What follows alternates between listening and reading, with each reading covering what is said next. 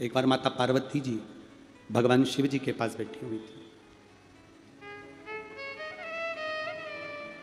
उनके मन में एक भाव प्रकट हुआ कि मुझे स्नान करने जाना है, तन पर उपटन धारण कर।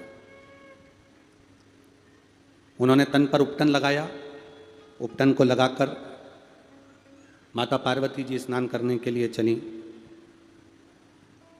सखियों ने उनके शरीर पे से उपटन को निकाला, उसका पुतला तैयार करा। अब देखिए जरा कथा, ये सबने सुनी है।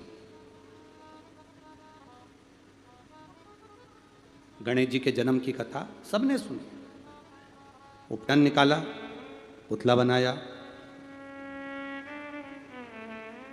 सखियों ने, पार्वती जी की सहेलियां पार्वती जी से कहती हैं, क्या इस पुतले में जान आ सकती है? क्या इस पुतले में प्राण आ सकते हैं? जितने लोग पेड़ों के नीचे बैठे हैं, बाहर बैठे हैं, छाता लगाकर बैठे हैं, पंडालों में, यहां वहां, रोडों पर, दुकानों पर, जहां जहां तुम बैठे हो छांव में, इस कथा को थोड़ा ध्यान से सुनना। स्वयं पार्वती जी से सखियां कर रही हैं, क्या इसमें प्राण आ सकते हैं?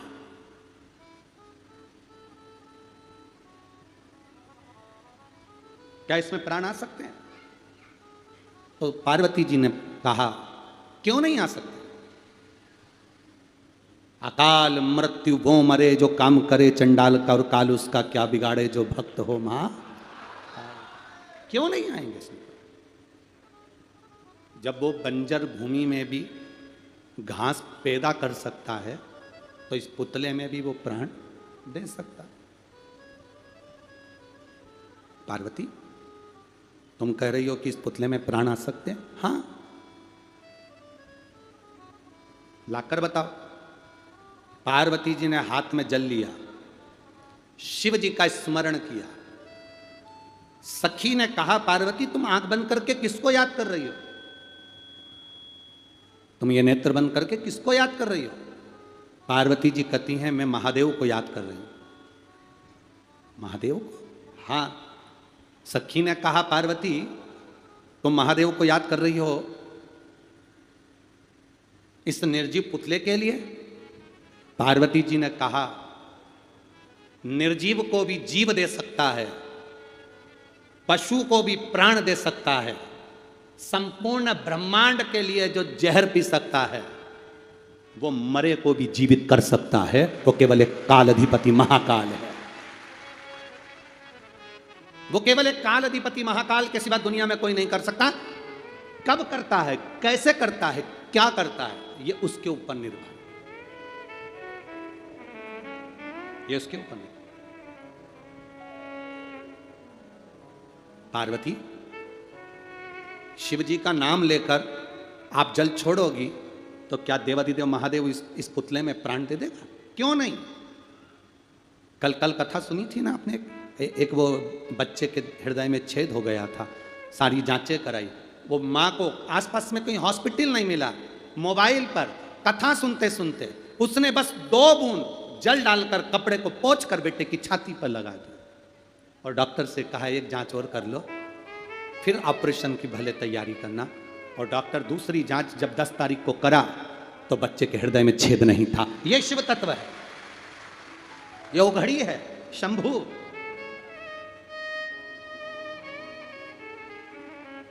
एक पत्र में एक भाई ने लिखा कि गुरुजी आप कहते हो कि शिव महापुराण की कथा है, पर मेरा विश्वास कहता है कि यह शिव महापुराण की कथा नहीं, ये स्वयं देवाधिदेव महादेव से अपने दिल की बात कहने का स्थान है, जहां अपने मन की बात कह सकते हैं।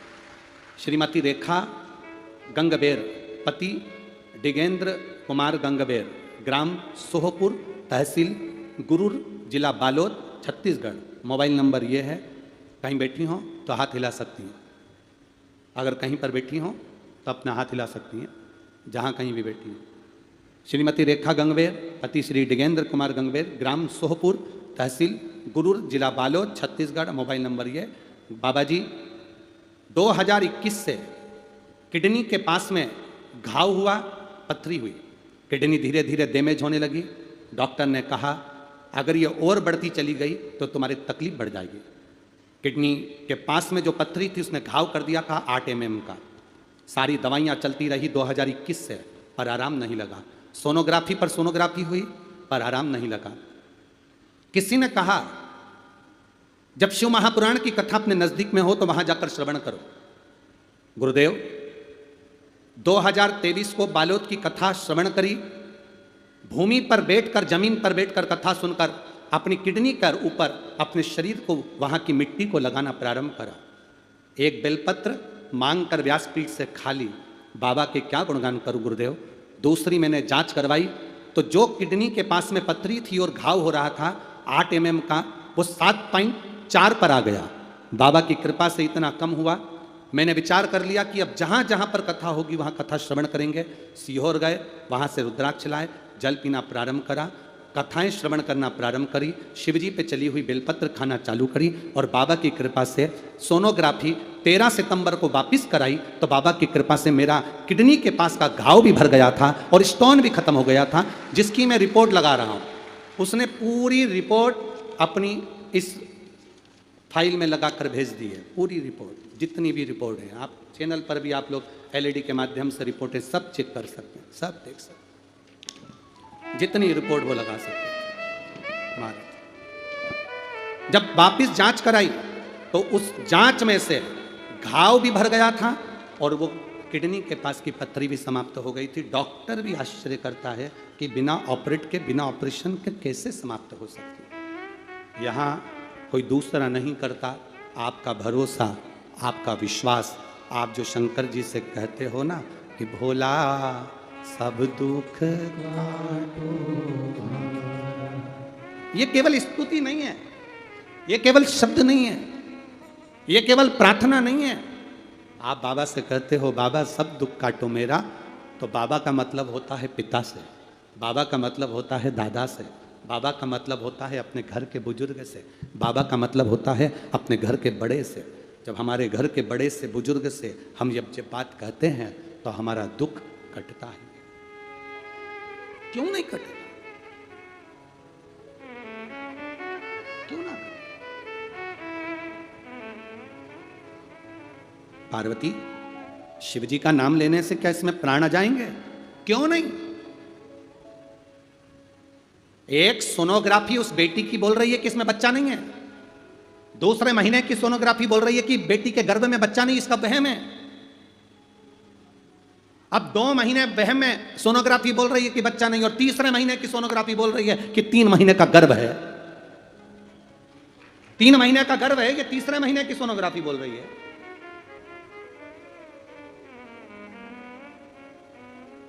भगवान देता है पल्ला झाड़कर, महादेव देता है छप्पर फाड़कर। सहजता नहीं देता, सहजता दे कहां वो? शिव नाम से दुनिया का सारा सुख मिल सकता है, क्यों नहीं?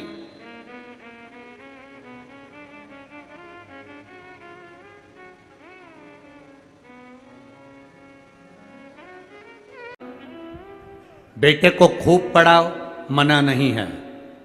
बेटे को लायक बनाओ, मना नहीं है। पर बेटे को इतना लायक मत बना देना कि वो अपने मां बाप को ही नालायक समझने लगे।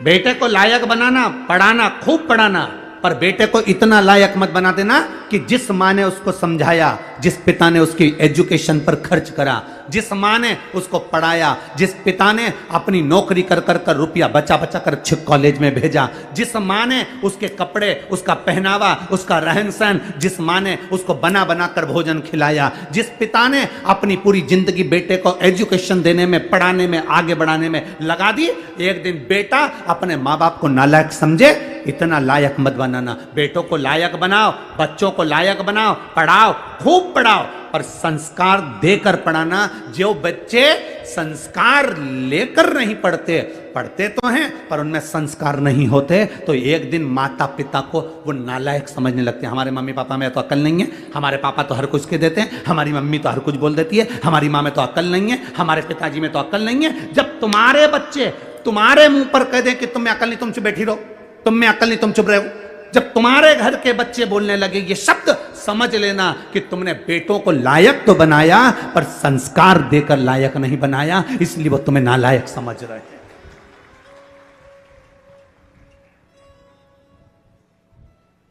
खूब पढ़ाओ, हम मना नहीं करेंगे, जितनी तुम्हारी कैपेसिटी है उससे ज्यादा पढ़ाई है, जितनी तुम्हारी कमाई है उससे ज्यादा खर्च कर कर बेटों को उज्जवल भविष्य बनाइए।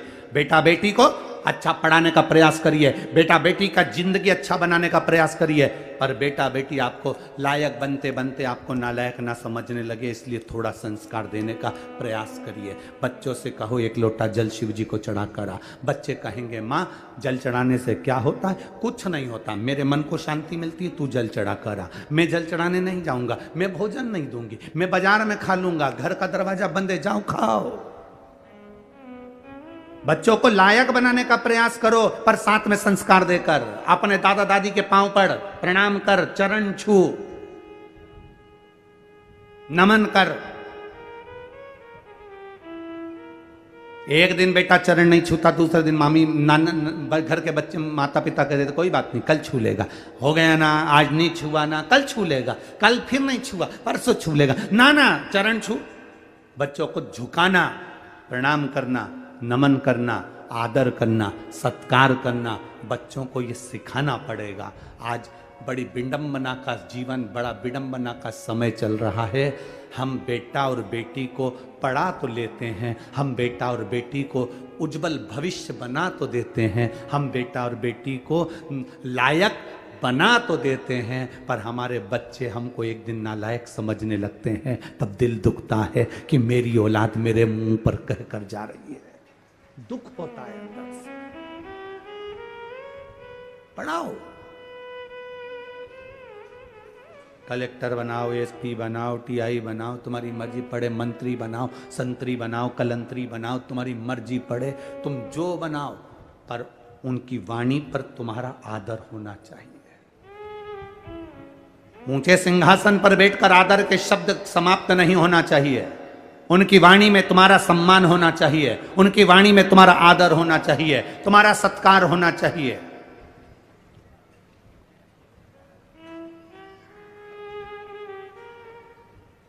अरे बेटा एडीलैंड में, बेटी है न्यूयॉर्क। कई माता पिता रायपुर में हमसे कहते हैं, हमने पूछा क्यों साहब कहाँ रहते हो? बस गुरुजी आपकी जो कथा हो रही ना उसके पास में हमारी बिल्डिंग है, हम वहीं सी सेक्टर में रहते हैं। अच्छा सी सेक्टर में कौन सी? तो का बस 8वें मंजिल पर, चौथे मंजिल पर हमारा फ्लैट है। हमने कहा कौन कौन घर में? मेरा बेटा तो वहाँ है और मेरी बेटी वहाँ है। बेटा एडीलैंड में, बेटी है न्यूयॉर्क। और ब्राइट बच्चों के लिए हुआ बुढ़ापा डार को काका क्या करोगे, ये रुपया कहाँ धरोगे? बेटा बाहर, बेटी बाहर। तो हमने कहा तुम कौन कौन हो? बस हम दोनों पति पत्नी। कहाँ रह रहे हो? फ्लैट में रह रहे हैं। अच्छा तो तुम दोनों अपने बेटा बेटी के पास क्यों नहीं चले जाते? बस अब विचार तो करा है, पर बेटे के यहाँ एक बार गए थे तो अब वहाँ पर हमारा मन नहीं लगा तो हम वापिस आ गए। बेटी के यहाँ वहाँ भी मन नहीं लगा तो हम वापिस आ गए। तुम जब बीमार पड़ते होगे, तकलीफ होती होगी, शरीर में कष्ट होता होगा, या तुम्हारे घर में मेहमान आते होंगे, तो सामान कौन ला कर देता है? तो मैं डॉक्टर को दिखाने कौन जाता है? तो कहती है हमारे पड़ोसी बहुत अच्छे हैं, उनका बेटा है ना, उनकी बेटी है ना, हमको गाड़ी में बिठाकर वो तुरंत डॉक्टर को दिखाने चले जाते हैं। हमने कहा फिर एक काम करना, फ्लैट भी पड़ोसी के बेटे को देकर जाना।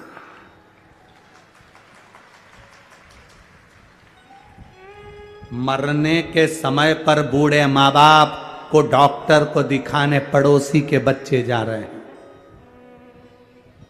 सब्जी पड़ोसी के बच्चे लाकर दे रहा है, देखरेख पड़ोसी के बच्चे कर रहे हैं। तो मकान की देखरेख तुम कर रहे हो किसके लिए?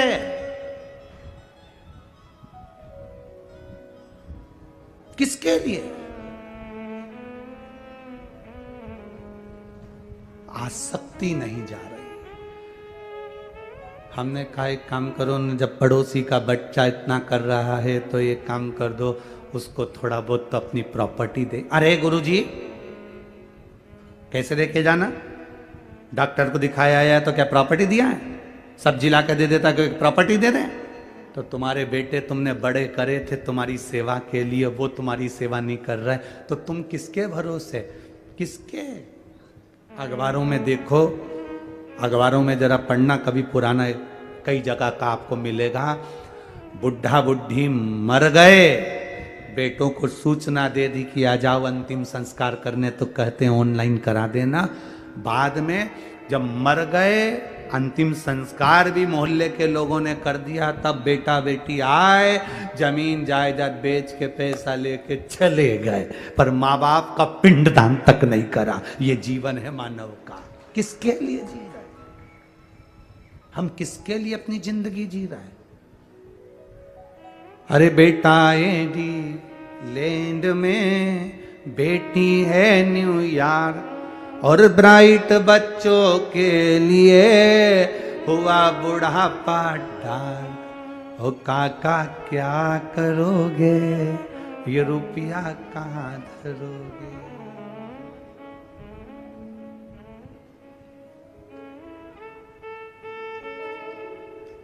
केवल ऑनलाइन बच्चों से प्रेम हो गया, ऑनलाइन प्रेम। बच्चे वहां बैठे हैं, 2 साल में 4 साल में एक बार आते हैं, और माता पिता खुश होकर कहते मेरे बच्चे को समय नहीं मिलता, इतना व्यस्त इतना व्यस्त इतना व्यस्त, मेरे बच्चों को समय नहीं मिलता, मेरे बच्चों को तो समय नहीं मिलता। मेरा बेटा तो वहां है, मेरी बेटी तो वहां, मेरा बेटा तो वहां, मेरी बेटी। एक चरित्र आता है, एक माँ कुएं से पानी भर रही थी, उसके साथ में 4 माताएं खड़ी थी। एक माँ बोली, बेटा जा रहा था, हाथ हिलाकर बोला माँ हाय, स्कूल जाते जाते। मेरी माँ ने कहा मेरा बेटा सीबीएसई कोर्स से पढ़ाई कर रहा है। दूसरा बेटा जा रहा था, माँ को हाथ हिलाकर बोला माँ जा रहा हूं, जा। मेरा बेटा अंग्रेजी स्कूल में पढ़ रहा है।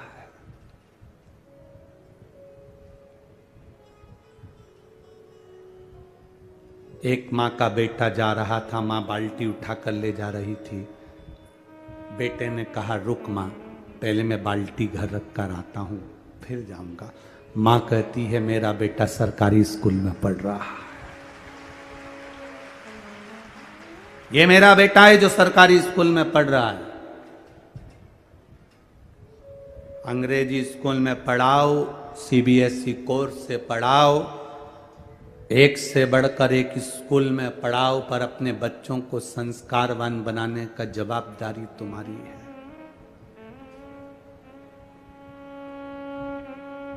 क्या करोगे बाद में? क्या करोगे?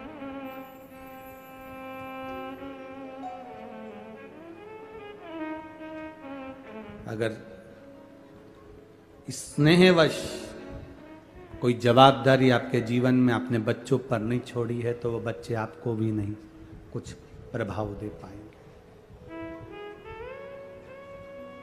दीजिए।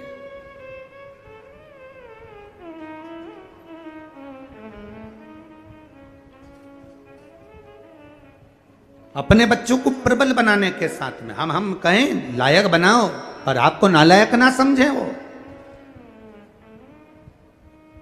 होप पढ़ाओ, बच्चों को एक काम जरूर सिखाओ, जाओ शिव के मंदिर जाओ, जाओ थोड़ा बहुत झुकोगे, प्रणाम करोगे, नमन करोगे, मंदिर तक जाओगे, अपने संस्कारों को अपने धर्म को भूल नहीं पाओगे।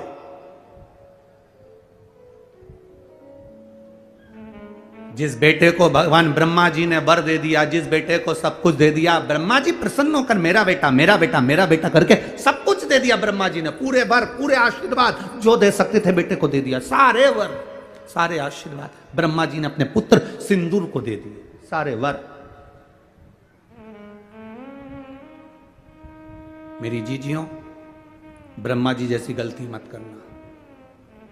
ब्रह्मा जी ने सारे वर ब्रह्मा जी ने अपने बेटे सिंदूर को दे दिया। तुम वो गलती मत करना कि पूरी चीज अपने घर के बच्चों को दे दो। एक इतनी बड़ी लोहे की पेटी यहाँ से जाते जाते खरीद लो, उसमें भले कुछ मत रखो, जाते जाते 2-4 पत्थर उठा के ले जाओ, पुरानी साड़ी में लपेट के पेटी में रख दो, बउएं आए उसके पहले पेटी पत्थरों से भर लो। बताना मती बहुओं को, बोलने की जरूरत नहीं है बहुओं को कि इसमें पत्थर भरा है, इसमें कुछ भरा हुआ है। बस दिवाली का समय आए, बहुओं से कहना थोड़ा पेटी हटाना, मेरे को सफाई करना है। बहुएं पेटी हटाएंगी, सफाई कर देना, बहुओं को भी लगेगा कुछ है। मरती मर जाना, पर बहुओं के सामने कभी पेटी मत खोलना, कभी मत खोलो। अंतिम समय आए, यम के दूत तुम्हें बंदी बनाने आए, तुम्हें लगने लगे कि मैं मर रही हूं, तो मरते मरते घर की बहू को बुलाकर, एक किसी भी बहू को, बड़ी हो छोटी हो, किसी के हाथ में चाबी दे जाना, बेटा सब बांट लेना हो, अब मैं चली। बहुओं इतनी समझदार हैं, 13 दिन पेटी नहीं खोलेगी, क्योंकि घर में नंदे आई हुई हैं, हिस्सा देना पड़ेगा तो पेटी छुपा देगी। बहुओं ने इतनी जल्दी पेटी को खोलेंगी नहीं, छुपा देंगी। अब बहुओं को मालूम है सास के पास बहुत सामान है, तो 10वां भी अच्छा करेगी, 12वां भी अच्छा करेगी, खूब साड़ी बांटेगी, 12-13 खिलाएगी पिलाएगी, लड्डू गुलाब जामुन इमरता भजिया, सारे ब्राह्मणों का भोजन कराएगी, मेहमान को भी खूब देगी, और सब चले गए और ननन भी चली गई, तब बहुएं पेटी खोलेंगी और उनमें से भाटा निकलेगा और करम फोड़ेंगे। अब अपने को टेंशन नहीं, अपन तो गए, अपना काम हो गया ना। ब्रह्मा जी जैसी गलती मत कर देना कि पूरे बार एक साथ दे दिया, आयुष्मान भव, चिरंजीवी भन, यशवान भव, ये भी दे दिया वो भी दे दिया। ऐसी गलती मत कर देना, थोड़ा ना थोड़ा अपना बुढ़ापा निकालने के लिए कमर में खोस के रखो, थोड़ा ना थोड़ा, एकदम